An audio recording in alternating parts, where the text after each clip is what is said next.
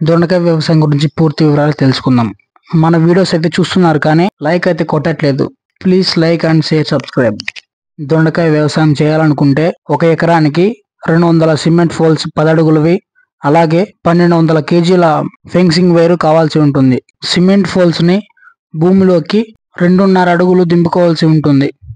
అలాగే పైన ఒక 1/2 అడుగు వదిలేసి ఫెన్సింగ్ వైర్ ని కట్టుకోవాల్సి ఉంటుంది, దొండతీగ పాకడానికి వీలుగా ఉండడానికి.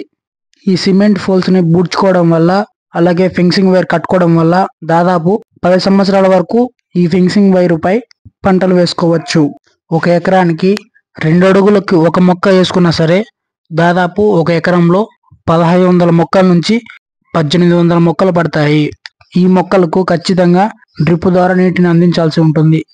ఎందుకంటే పారుదల నీరైతే గడ్డి మొలిచే అవకాశం ఉంటుంది కాబట్టి డ్రిప్ ద్వారా అందిస్తే గడ్డి మొలిచే శాతం తక్కువగా ఉంటుంది కాబట్టి.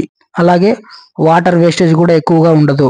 నేలను ట్రాక్టర్తో దున్నడానికి ముందు 1 బస్తా యూరియా, 1/2 బస్తా పొటాషియం, 2 బస్తాలు సింగిల్ సూపర్ ఫాస్ఫేట్లను భూమిలో వేసుకోవాల్సి ఉంటుంది.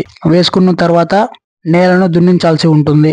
దొండ వ్యవసాయంలో బెడ్ వేయడం వల్ల వేర్లు బాగా పెరిగేందుకు ఆస్కారం ఉంటుంది. వేర్లు బాగా పెరగడం వల్ల చెట్టు ఎదుగుదలకు తోడ్పడి పంట దిగుబడిని పెంచుతుంది. 3 నెలలకి పందిరితిగా అల్లుకోవడం స్టార్ట్ అవుతుంది. అలాగే 4 నుంచి 5 నెలల మధ్యలో మొదటి దిగుబడిని తీసుకోవచ్చు.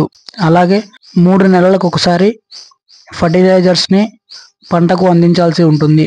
1 ఎకరానికి 1 సంవత్సరంలో 25 టన్నుల నుంచి 30 టన్నుల వరకు దిగుబడిని తీసుకోవచ్చు. పంటకు నీటిని ఉదయం 1 గంట, అలాగే సాయంత్రం 1 గంట అందించాల్సి ఉంటుంది.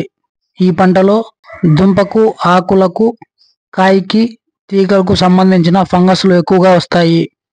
వాటికి తగిన మందులు పంటపై స్ప్రే చేసుకోవాల్సి ఉంటుంది. ఈ పంట నుండి దాదాపు 3 సంవత్సరాల వరకు దిగుబడిని తీసుకోవచ్చు. ఇలాంటి మరిన్ని వీడియోస్ కోసం మన ఛానల్ని సబ్స్క్రైబ్ చేసుకోండి.